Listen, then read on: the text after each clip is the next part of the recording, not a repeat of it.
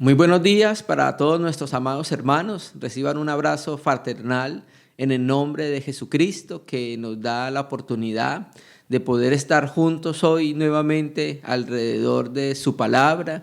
Y gracias al Señor porque contamos con la guía del Paracleto, del Espíritu Santo, que es quien nos va a recordar la palabra del Señor y es quien nos va a llevar a toda verdad. Entonces, en el día de hoy, hermanos, reciban un abrazo muy fraternal. Gracias al Señor que podemos tener comunión a través de la palabra y podemos estar juntos a través de estos medios virtuales para considerar un aspecto más de la palabra del Señor que es verdadera y que es vida para nuestras vidas.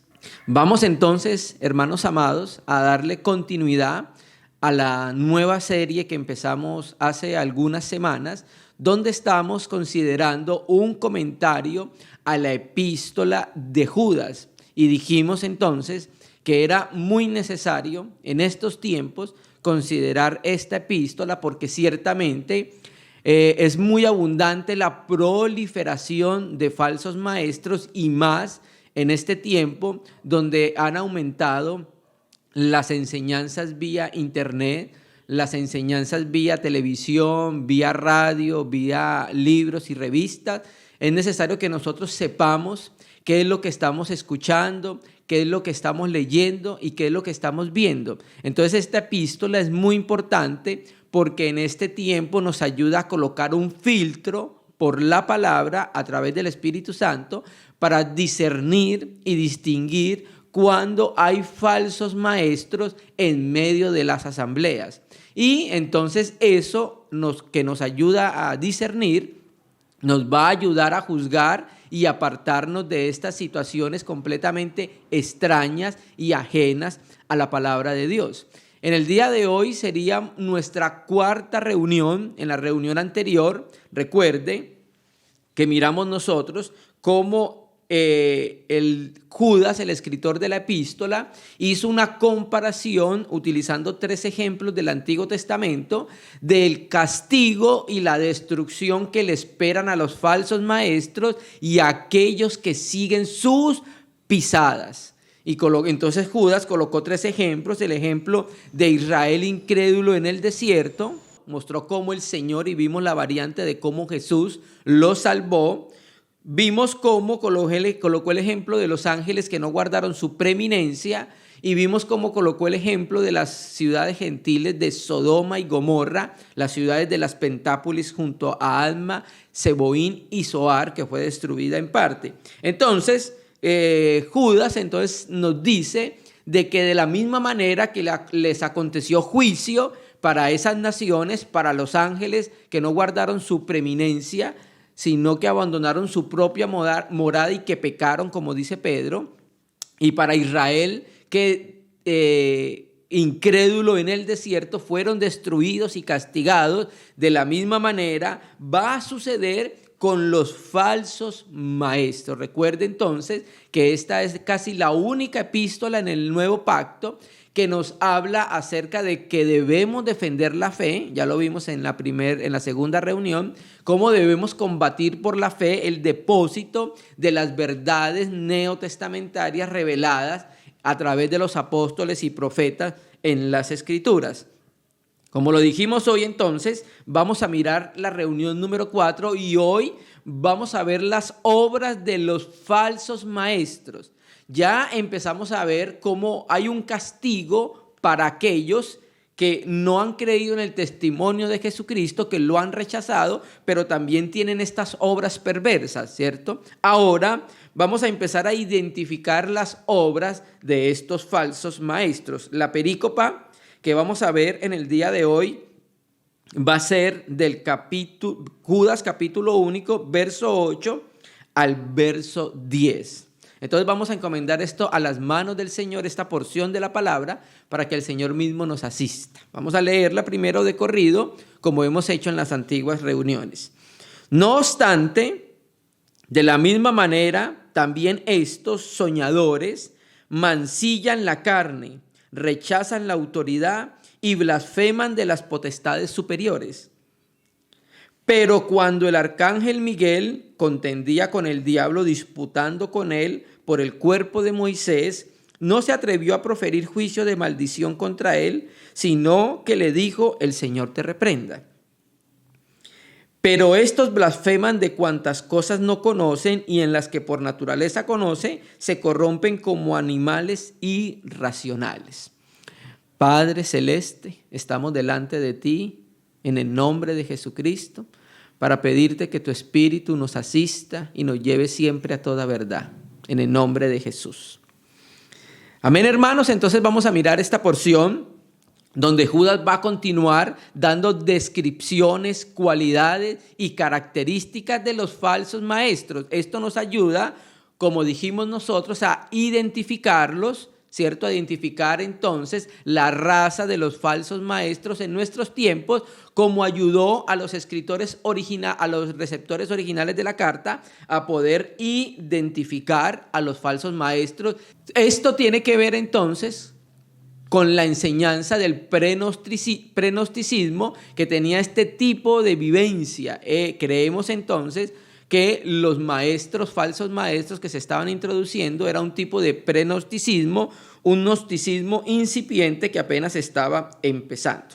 Vamos a leer entonces: no obstante, de la misma manera. O sea, Judas va a decir con todo y eso, con todo el ejemplo que está dando de castigo contra los falsos maestros, dice: no obstante, de la misma manera estos. O sea, está diciendo acá, cuando se refiere a estos, y de la misma manera está diciendo que semejante a lo que acaba de decir los israelitas incrédulos, los ángeles que pecaron y las ciudades de las Pentápolis. De la misma manera estos, o sea, estos, cuando se refiere a estos, recuerde que en la introducción dijimos que ese pronombre demostrativo justos era utilizado más de unas 7 veces para referirse en esta epístola a los falsos maestros y señalarlos. Entonces dice acá: no obstante, de la misma manera estos, los falsos maestros, soñadores. Mire cómo empieza Judas para describir las obras y las características de los falsos maestros. No obstante, de la misma manera estos soñadores. Quiero leer la Biblia textual, la tercera edición, que nos va a traer más exactamente la palabra griega que se traduce ahí como soñadores. Vamos a leer Judas, capítulo 1, verso 8. Dice: de la misma manera, no obstante, también estos que tienen visiones. Entonces, cuando se refiere a soñadores, se están refiriendo a aquellos falsos maestros que viven de las visiones que tienen.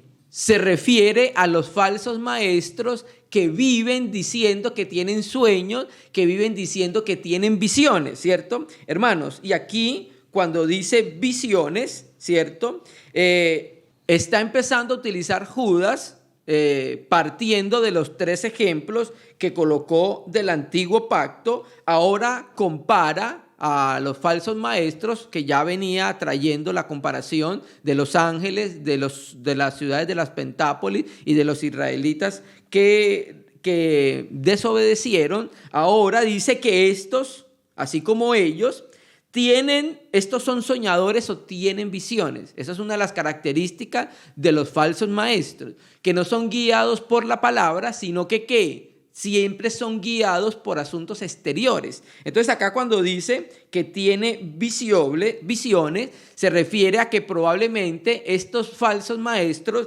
decían tener revelaciones a través de visiones. Y en la Septuaginta, aquí la palabra griega que se utiliza acá para soñadores, en la Septuaginta, en Deuteronomio, vamos a ir a Deuteronomio, los hermanos que quieran acompañarnos con su Biblia, Deuteronomio capítulo 13, versículo 1, nos utiliza en la Septuaginta, la 70, la misma palabra griega que utiliza Judas acá. Vamos a leer Deuteronomio capítulo 13, 1. Cuando se levantare en medio de ti profeta o soñador de sueños y te anunciare señal o prodigio, y si se cumpliere la señal o prodigio que él te anunció diciendo, vamos en pos de dioses ajenos que no conociste y sirvámosles, no darás oído a las palabras de tal profeta ni a tal soñador de sueños, porque Yahvé vuestro Dios os está probando para saber si amáis a Yahvé vuestro Dios con todo corazón y con toda el alma. Entonces, hermanos, a causa de que estos falsos maestros, como no tenían el Espíritu Santo, que más adelante Judas lo va a decir, entonces, como no tenían el Espíritu Santo inhabitando en sus corazones, tenían que recurrir a actos naturales y tratar de aparentar una falsa espiritualidad. Lo que hacía era que echaban a volar su imaginación porque no tenía el espíritu que le pudiera revelar las cosas espirituales, ¿cierto? Entonces, como no tenían ellos el Espíritu Santo, como ya lo dijimos, echaban a volar su imaginación y hablar de las cosas celestes o de las cosas celestiales que no conocían. ¿Pero cómo? Diciendo que tuvieron revelaciones a través de sueños y visiones, hermano. Esta es una característica para que identifique a los falsos maestros, ¿cierto? No obstante, de la misma manera que estos soñadores también hacen algo. Dice el texto acá, mancillan la carne, ¿cierto? Esa palabra mancilla la carne significa manchar con pecado, o en el contexto que estamos leyendo, significa contaminar el cuerpo, ¿cierto? Entonces, esta palabra significa en el texto griego, en su contenido, de acuerdo al contexto, conlleva a entender lo que se refiere a actos sexuales licenciosos. Este es la manera de vivir de los falsos maestros. ¿Por qué, hermanos? Porque al no tener el Espíritu Santo, no tienen otra opción que vivir por la carne.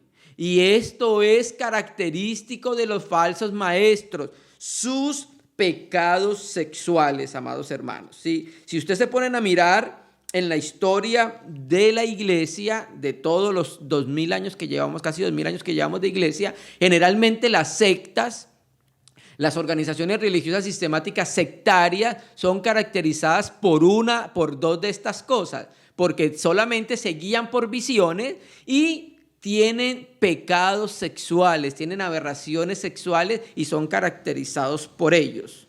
Entonces estos, de la misma manera que los hombres de Sodoma y Gomorra, también estos mancillan la carne. Y hay otra característica más: rechazan la autoridad, amados hermanos, ¿cierto? Entonces quiere decir que estas personas menosprecian la autoridad. Y cuando se habla de autoridad en el contexto, se está refiriendo a nuestro Señor Jesucristo, que recuerde que en el verso 4 dice que niegan al único Señor Jesucristo soberano. Esa palabra soberano, lo dijimos, es despotes, que es único dueño. Entonces estos falsos maestros se caracterizan porque no reconocen ninguna autoridad.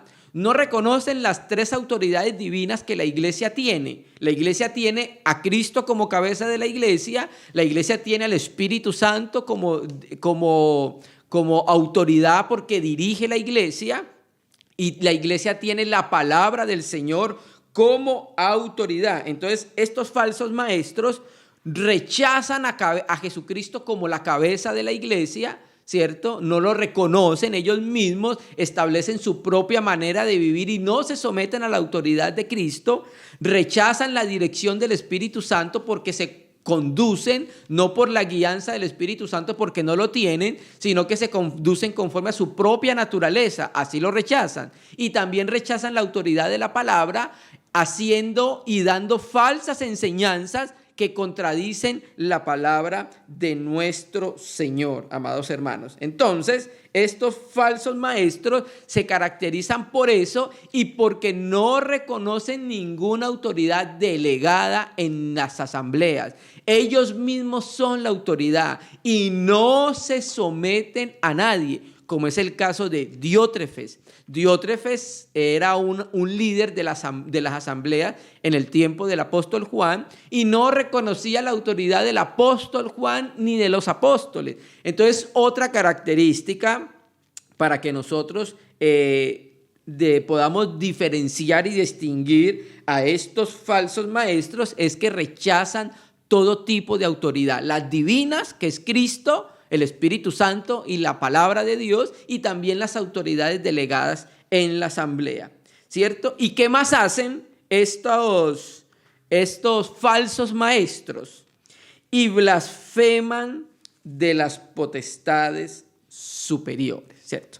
Quiero leer a Francisco La Cueva, porque donde dice potestades superiores es una sola palabra griega y es la palabra doxa. Vamos a mirar cómo traduce Francisco La Cueva literalmente para que podamos entender a qué se refiere. Verso 9.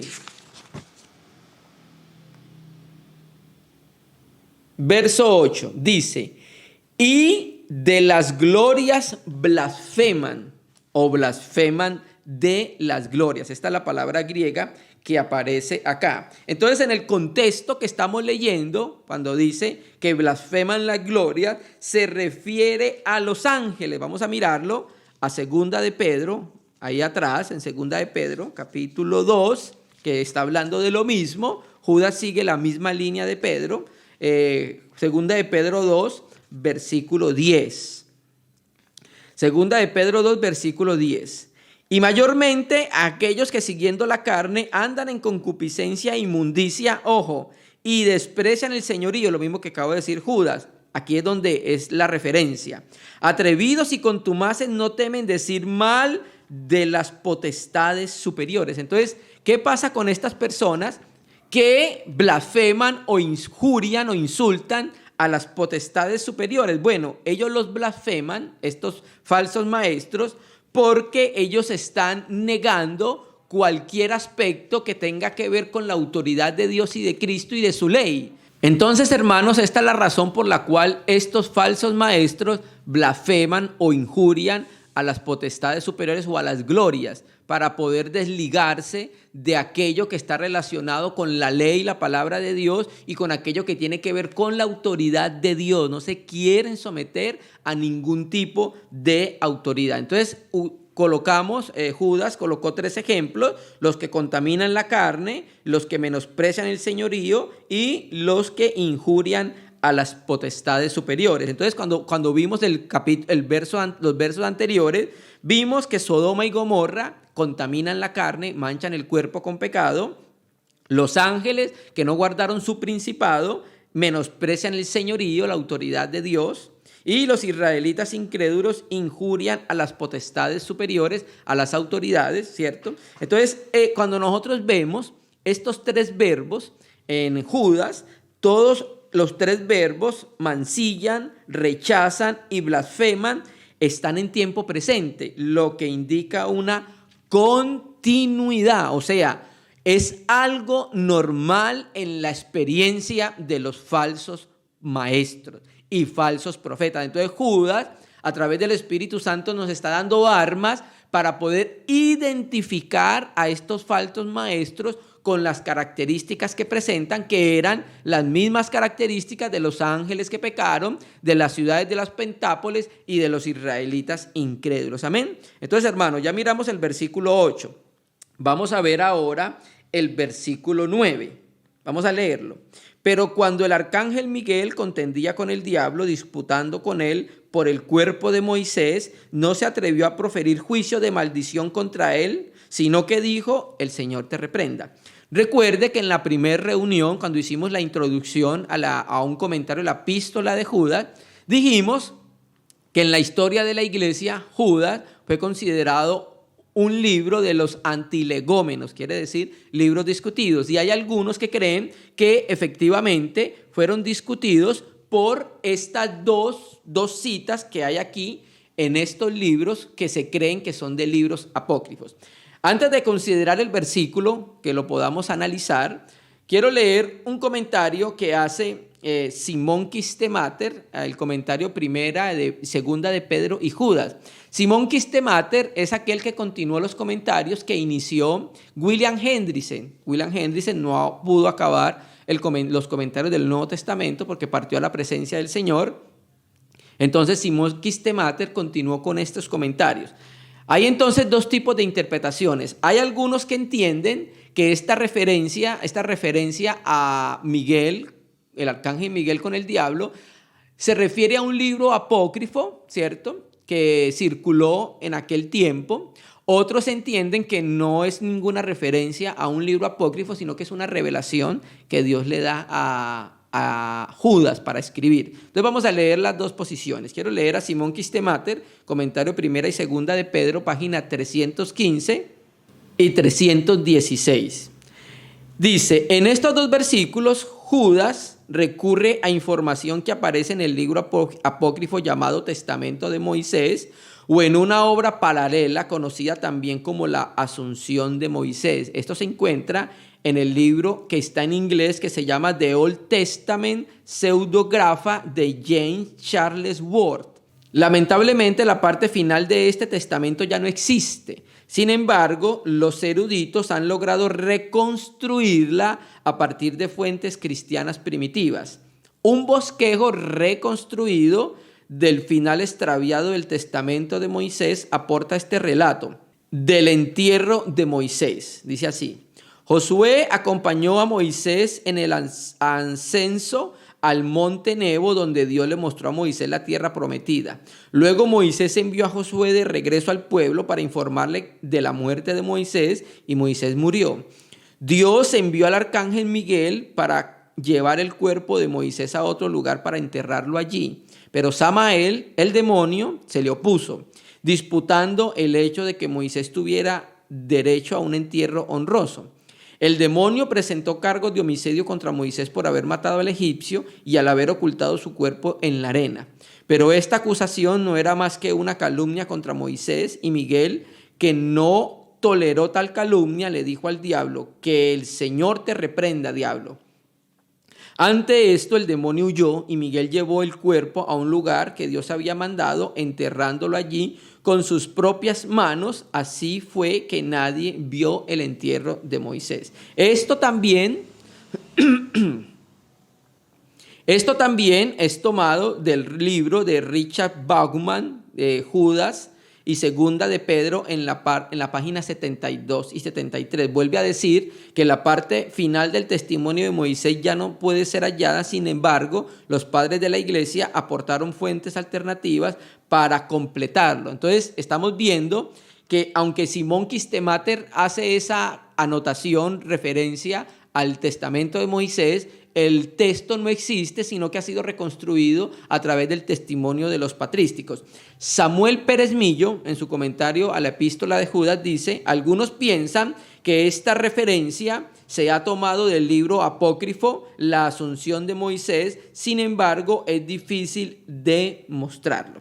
Esas son las dos interpretaciones que existen en relación con este versículo 9. Ahora vamos a considerarlo, ¿cierto? Dice: pero cuando el arcángel Miguel contendía con el diablo, ¿cierto? Entonces aquí recuerde que estaba hablando de que los falsos maestros injurian a las potestades superiores. Entonces aquí Judas está haciendo un ejemplo de eso que hacían los falsos maestros, ¿cierto? Entonces, hermano, partiendo de la injuriación a los falsos maestros, Judas saca a relucir el ejemplo de Miguel con el diablo, ¿cierto? Entonces dice: pero cuando el arcángel Miguel contendía con el diablo. Entonces aquí Judas nos va a decir cuál era el asunto en disputa. ¿Por qué estaban discutiendo? Bueno, el asunto en disputa era el cuerpo de Moisés, ¿cierto? En relación con eso, Samuel Pérez Millo vuelve a decir: Dios no quería que se conservaran los restos de Moisés para que no se convirtiera en objeto de veneración o incluso de adoración. De modo que entregó a Miguel la responsabilidad de enterrarlo donde nadie pudiera encontrarlo. Esta revelación es totalmente novedosa en la Escritura y sin duda fue dada a Judas por el Espíritu, porque él cree que en la Biblia, y es que en la Biblia hay ejemplos de nombres o acontecimientos que la Escritura no revela. Por ejemplo, en el tiempo de Moisés, cuando Moisés se enfrentó al faraón y hubo unos magos que se enfrentaron contra Moisés. Pablo, en el Nuevo Testamento, dice los nombres de los magos y no aparece en la Biblia. Entonces, el hermano Samuel Pérez Millo dice que fue una revelación que Dios le mostró a Judas, que Dios mandó a enterrar el cuerpo de Moisés a Miguel. Y entonces, mientras Miguel iba a hacer eso, hubo una disputa, una contienda entre Miguel y el diablo por el cuerpo de Moisés. Y Judas trae esta experiencia o esta anécdota porque está hablando de los falsos maestros que injurian a las glorias, a las potestades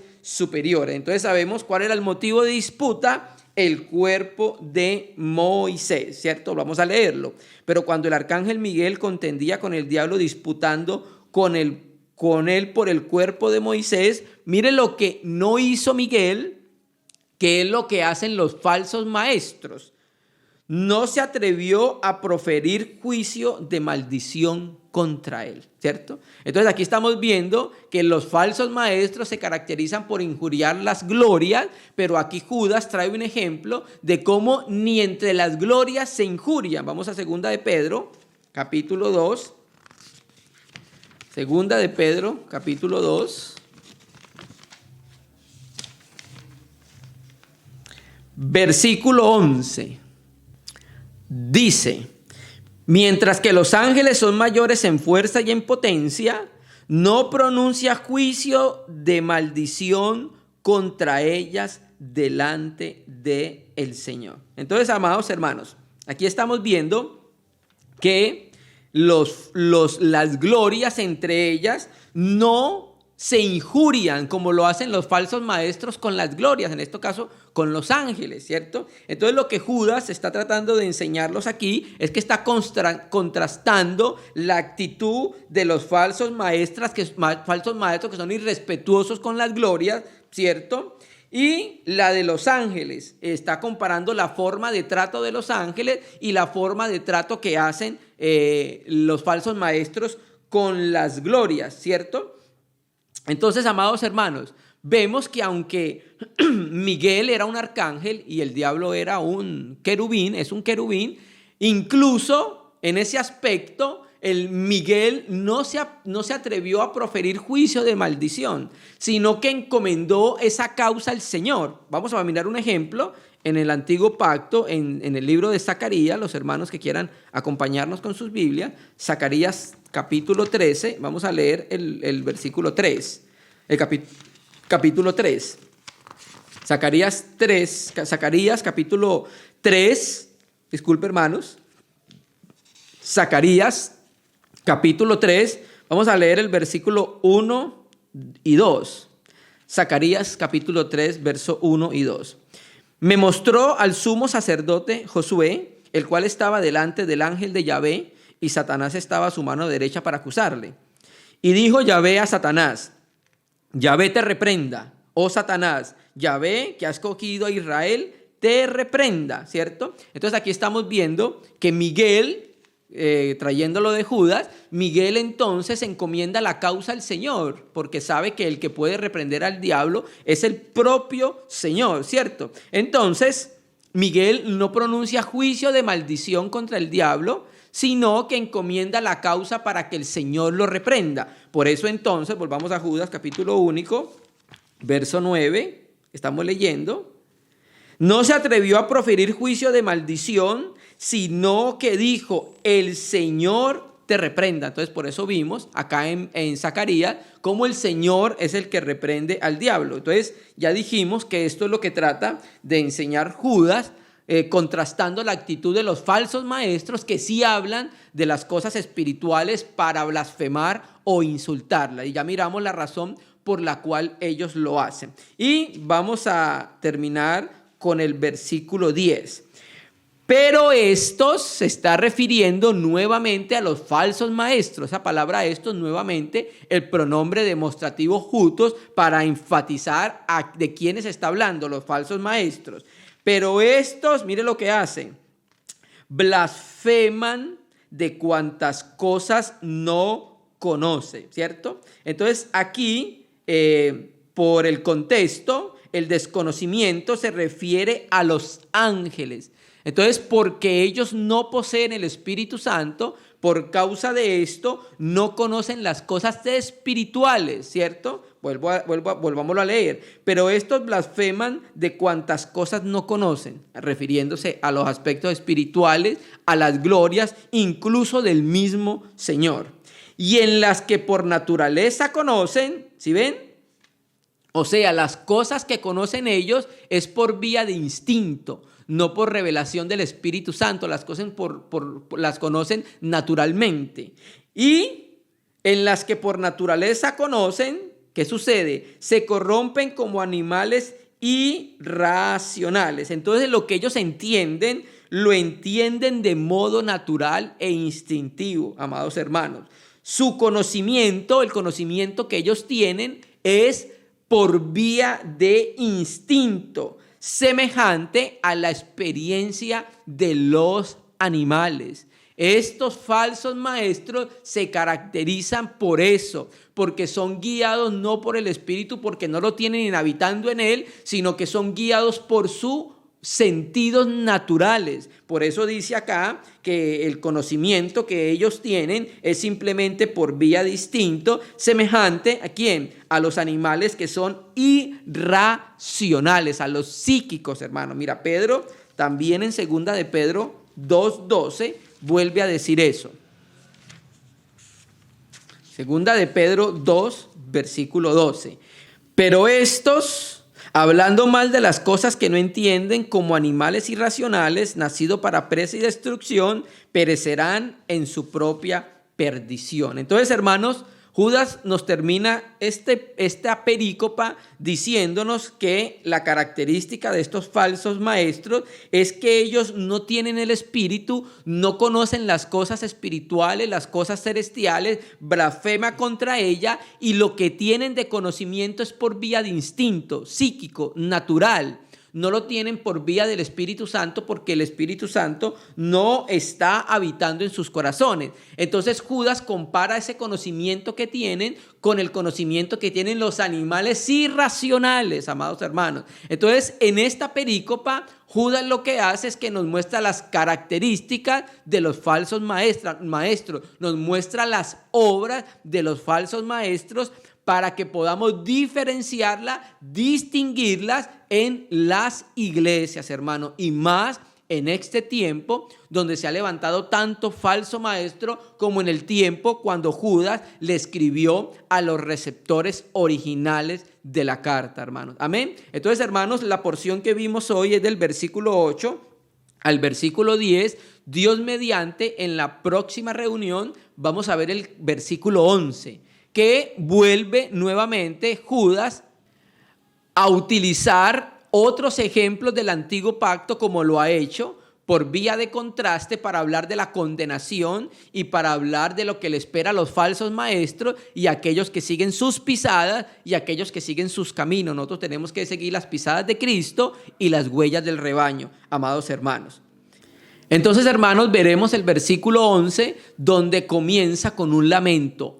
¡Ay de ellos! Entonces, Dios mediante, con la asistencia del Espíritu Santo, veremos entonces el versículo 11 en la próxima reunión. Amén, amados hermanos. Vamos entonces a detenernos por ahora y agradezcámosle al Señor que nos sustentó, y oramos para que nos siga sustentando con su palabra.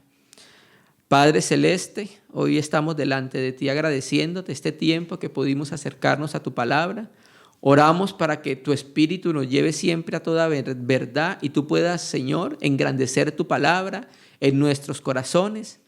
Gracias, Padre, porque a través de la palabra nos quieres mostrar y advertir de aquellos que dan un testimonio contrario a tu palabra y se quieren introducir en medio de las asambleas. Oramos para que nos guardes distinguiendo y discerniendo aquellas personas que vienen en medio de las iglesias vestidos como ovejas, pero por dentro son lobos. Gracias por tu palabra, porque sirve para todos los ámbitos de nuestra vida. Oramos para ser cristianos de 100 por 1, en el nombre de Jesús. Amén. Amén, hermanos. Que la gracia y la paz del Señor esté en cada corazón. Bendiciones.